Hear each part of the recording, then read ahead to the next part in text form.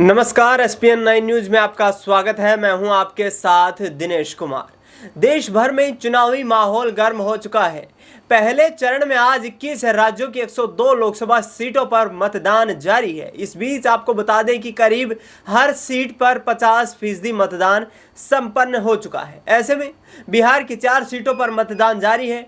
जमुई, गया, नवादा और इसके साथ साथ औरंगाबाद सीट के मतदाता मतदान प्रक्रिया में हिस्सा ले रहे हैं। इस बीच आपको बता दें कि मतदान के बीच में जिस तरीके से बिहार के पूर्व डिप्टी सीएम तेजस्वी यादव ने कहा कि वर्तमान में मोदी सरकार के खिलाफ लहर चल रही है, लोग बदलाव चाहते हैं, त्रस्त हैं और ऐसे में विकल्प तलाश रहे हैं और इंडिया गठबंधन सरकार बना करके और विपक्षी दलों के रूप में यहाँ पर सबसे मजबूत पार्टी के रूप में, मजबूत दल के रूप में आरजेडी सामने आएगी। यानी कि साफ तौर पर कहीं ना कहीं अपनी पार्टी का प्रचार प्रसार करते नजर आ रहे हैं, दूसरी तरफ मोदी सरकार पर कटाक्ष करते नजर आ रहे हैं। सुनिए क्या कह रहे हैं तेजस्वी यादव। चारों सीट जो है जीत रहे हैं, जो फीडबैक आ रहा है बढ़ चढ़ करके लोग जो हैं वोट दे रहे हैं और मौजूदा सरकार से लोग जो है गुस्से में हैं और कहीं कोई शक नहीं है कि हम ये चारों सीट हारेंगे। बड़ी मजबूती के साथ कॉन्फिडेंटली हम कह रहे हैं कि ये चारों सीट हम लोग जो है जीत रहे हैं। तो आपने सुना यहाँ पर तेजस्वी यादव को, जो साफ तौर पर ये कहते नजर आ रहे हैं कि जनता बदलाव चाहती है और मोदी सरकार अपने तमाम वायदों में फेल हो चुकी है। इन तमाम पहलुओं पर चर्चा करेंगे। अक्षय मेरे सहयोगी मेरे साथ है। अक्षय, जिस तरीके से तेजस्वी यादव 4 सीटों पर जो मतदान हो रहा है उसको लेकर कटाक्ष करते नजर आ रहे हैं, आगामी वक्त में ये लड़ाई और भी ज्यादा महत्वपूर्ण होने वाली है और बिहार में 40 लोकसभा की सीटें हैं। ऐसे में आरजेडी को आप कहां खड़ा देखते हैं? देखिए, जिस तरीके से यहाँ ये सवाल आता है तो कहीं ना कहीं मुझे लगता है कि लगातार जिस तरीके से लोग बीते विधानसभा चुनावों में और वर्तमान में बिहार विधानसभा में आरजेडी की मौजूदा स्थिति का जिक्र करते हैं तो यहाँ 2019 के आम चुनावों की स्थिति को बुला दिया जाता है। आप देखिए, आरजेडी को लेकर कहा जाता है कि बिहार में सबसे बड़ी पार्टी, बिल्कुल आरजेडी सबसे बड़ी पार्टी है, लेकिन विधानसभा के हिसाब से लोकसभा में वही आरजेडी पहुंचती है 0 सांसद के साथ, 0 सीटों के साथ। सदन में एक भी सांसद 2019 के चुनावों के बाद आरजेडी का नहीं पहुंचा था। अब की अगर वर्तमान में बात की जाए तो मैं यहाँ जिक्र छेड़ना चाहूंगा जन विश्वास यात्रा का। जिस तरीके से बिहार में तेजस्वी यादव ने फरवरी महीने के आखिर में अपनी 10 दिनों की जन विश्वास यात्रा निकाली तो उसमें बड़ा हुजूम जनता का देखने को मिला था। लगातार उसके बाद ये सवाल उठ रहा था कि जो भीड़ उमड़ी है क्या वो वोट भी देने जाएगी, क्या वो वोट बैंक भी बनेगी, ये तो खैर वक्त बताएगा। लेकिन तेजस्वी यादव ने जिस तरीके से सक्रिय राजनीति में अपनी जो सक्रियता है उसे और भी ज्यादा बढ़ाया, उसके बाद से लग रहा है कि आरजेडी अब की बार पलटवार कर सकती है। और देखिए, आरजेडी इंडिया गठबंधन के तहत 26 सीटों पर खुद चुनाव लड़ रही है, जबकि सहयोगी दल 14 सीट पर चुनाव लड़ रहे हैं। इसका मतलब ये नहीं है कि 0 सीट वाली आरजेडी सीधा 40 या 30 जीतेगी। वो अगर यहाँ पर 7-8 सीटें भी निकाल लेती है तो उसके लिए वाकई में एक बड़ा यहाँ पर खेल होगा। बिल्कुल एक बड़ा उलटफेर आरजेडी आगे आने वाले चुनाव में कर सकती है। बिहार में 40 लोकसभा की सीटें हैं। ऐसे में जिस तरीके से इंडिया गठबंधन के तमाम यहाँ पर सहयोगियों की बात करें तो पप्पू यादव काफ़ी नाराज नजर आ रहे हैं। तो क्या आगे आने वाले वक्त में पप्पू यादव कहीं ना कहीं मुश्किलें खड़ी कर सकते हैं इस पूरे चुनावी कैंपेन में इंडिया गठबंधन के लिए?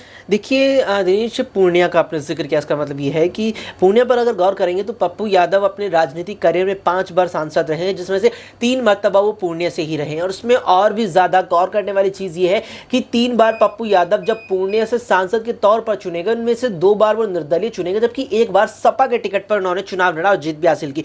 यानी कुल मिलाकर के पप्पू यादव की पूर्णिया में ऐसी स्थिति है कि अगर वो निर्दलीय चुनाव लड़ते तो भी जनता उनके साथ जाती है और अगर किसी पार्टी के साथ चुनाव लड़ते तो भी जनता उनके साथ जाती है। लिहाजा पप्पू यादव ने कांग्रेस का दामन थामते हुए या कहीं अपनी पार्टी का कांग्रेस में विलय करते हुए जिस तरीके से बीती 4 अप्रैल को निर्दलीय नामांकन भरा था पूर्णिया से, उसके बाद से ही लगातार वो मजबूत स्थिति में एक बार फिर से नजर आ रहा है। क्योंकि जब वो नामांकन भरने पहुंचे थे वहां भी साफ तौर पर देखा गया था कि बड़ी संख्या में उनके समर्थक उनके साथ थे, जो साफ तौर पर ये इशारा कर रहे थे कि पप्पू यादव जो है वो अभी यहाँ बिहार की पूर्णिया सीट और अन्य संसदीय क्षेत्रों में बड़ा खेला करने वाले हैं। बिल्कुल, पूर्णिया और अन्य संसदीय क्षेत्रों में बड़ा खेल कर सकते हैं पप्पू यादव, क्योंकि लगातार निर्दलीय प्रत्याशी के तौर पर हुंकार भरते नजर आ रहे हैं। इस बीच अक्षय जिस तरीके से पूर्णिया सीट को लेकर पप्पू यादव ने जो बयान दिया था, उन्होंने कहा था कि यदि पूर्णिया को उप राजधानी बना दिया जाता है तो वे बीजेपी का सहयोग करेंगे।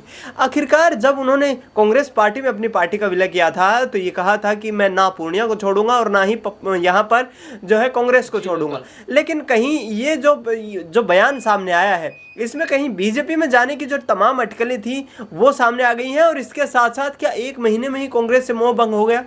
बिल्कुल, देखिए दिनेश, कई कारण इसके नजर आते हैं। प्रमुख कारण आप देखेंगे तो यही पाएंगे कि पूर्णिया के लिए जब पप्पू यादव ने कांग्रेस में अपनी पार्टी का विलय किया तो उन्होंने साथ में ये भी बात कही थी कि मरते दम तक कांग्रेस को भी नहीं छोड़ेंगे। जब पूर्णिया यहाँ राजद के खाते में चली गई और उसके बाद यहाँ साफ तौर पर यह चीज देखने को रही कि बीमा भारती को प्रत्याशी बना दिया गया, तो पप्पू यादव उसके बाद भी पूर्णिया की जिद पर अड़े रहे और पूर्णिया को लेकर कांग्रेस ने यहाँ पप्पू का समर्थन नहीं किया। सवाल यहाँ पर एक ये उठता है, क्या पप्पू यादव के लिए कांग्रेस पूर्णिया राजद से नहीं ले पाए? उसे लेनी चाहिए थी जब एक बड़ा नेता अपनी पूरी पार्टी का आपकी पार्टी में विलय कर रहा है। ऐसे में पूर्णिया से पप्पू यादव अब निर्दलीय जिस तरीके से उतर गए हैं तो निश्चित तौर पर इंडिया गठबंधन की यहाँ वोटों में सेंधमारी करने वाले हैं। हालांकि फर्क यहाँ पर जो है एनडीए प्रत्याशी के यहाँ पर वोट बैंक पर भी पड़ेगा, लेकिन मुख्य जो प्रभाव वो डालेंगे वो इंडिया के वोट बैंक पर डालेंगे। बिल्कुल, इंडिया गठबंधन के वोट बैंक पर बड़ा प्रभाव डाल सकते हैं, क्योंकि पूर्णिया से यदि पप्पू यादव जीत दर्ज करते हैं तो ये बड़ा झटका न सिर्फ कांग्रेस पार्टी के लिए होगा बल्कि इंडिया गठबंधन को भी लग सकता है। आखिरी छोटा सा सवाल रहेगा यहाँ पर, जमुई पे जो है चुनाव हो रहा है आज और गया पर चुनाव हो रहा है। चिराग पासवान का भविष्य किस तरीके से देखते हैं, क्योंकि जमुई छोड़कर हाजीपुर से चुनाव लड़ रहे हैं, अपने पिता की कर्म भूमि बता रहे हैं हाजीपुर को, वहाँ से किस तरीके से उनका भविष्य देखते हैं? देखिए दिनेश, ये मुझे लगता है आगामी 3-4 जून को स्पष्ट हो जाएगा जब देश के आम चुनावों की मतगणना होगी, चुनावी परिणाम आएंगे। आप देखिए यहाँ पर पशुपति पारस से आगे बढ़कर पारस से ज़्यादा चिराग को तवज्जो बीजेपी आलाकमान ने दी और उसी आधार पर उन्हें यहाँ 5 सीटें भी सौंपी गई। अब आप गौर करिए, 5 सीटें जब एनडीए गठबंधन के तहत चिराग के खाते में आई, उसके बाद उनकी पार्टी में एक बार फिर बगावत हुई। 22 नेताओं ने सामूहिक इस्तीफा सौंपा। 22 नेताओं में कई ऐसे नेता थे जो उन 5 लोकसभा सीटों पर खुद को उम्मीदवार मानकर बैठे थे, लेकिन टिकट नहीं मिला तो उन्होंने पार्टी छोड़ दी। देखिए, टिकट ना मिलना, पार्टी छोड़ना चुनाव के दौरान बेहद आम सभी राजनीतिक दलों में हो जाता है, लेकिन चिराग पासवान की पार्टी में 2020 में भी टूट पड़ी थी जो चाचा ने डाली थी, और अब भी 22 नेताओं की बड़ी फूट है। तो कुल मिलाकर के चिराग की पार्टी इतनी बड़ी नहीं है। ऐसे में चिराग पासवान की जब से कमान हाथों में आई है चिराग की लोजपा की, यहाँ पर हालांकि अब वो रामविलास लोजपा हो चुकी है, उसके बाद से पार्टी में 2 बड़ी फूट पड़ चुकी है। यानी कि सवाल यहाँ चिराग पासवान के नेतृत्व करने पर उठ रहे हैं। ऐसे में 5 लोकसभा सीटें जीतना उनके लिए मुश्किल है, और अगर वो ये 5 लोकसभा सीटें जीतने में नाकाम रहेंगे तो बिल्कुल उनका राजनीतिक भविष्य बेहद ही अंधकार में नजर आ रहा है। बिल्कुल, चिराग पासवान के लिए आगामी वक्त मुश्किलों चुनौतियों से खाली नहीं है, क्योंकि यहाँ पर 5 सीटें जीतना कहीं ना कहीं आगामी 50 साल के राजनीतिक भविष्य का निर्धारण करेंगे। अब देखना यह होगा कि जिस तरीके से जमुई सीट से चिराग पासवान के जीजा अरुण भारती चुनाव लड़ रहे हैं, उनको चुनौती दे रही हैं आरजेडी की अर्चना रविदास, तो दूसरी तरफ जीतन राम मांझी भी चुनावी मैदान में है, गया लोकसभा सीट से अपना दाव आजमा रहे हैं। अब देखना यह होगा कि आखिरकार बिहार की सियासत में किस तरीके का आगामी वक्त में उलटफेर नजर आता है और क्या इंडिया गठबंधन इस बार एक बड़ा उलटफेर कर पाएगा। फिलहाल अक्षय, आपने तमाम जानकारी साझा की, आपको बहुत बहुत शुक्रिया। देश दुनिया की तमाम बड़ी खबरों के लिए आप देखते रहिए SPN 9 न्यूज।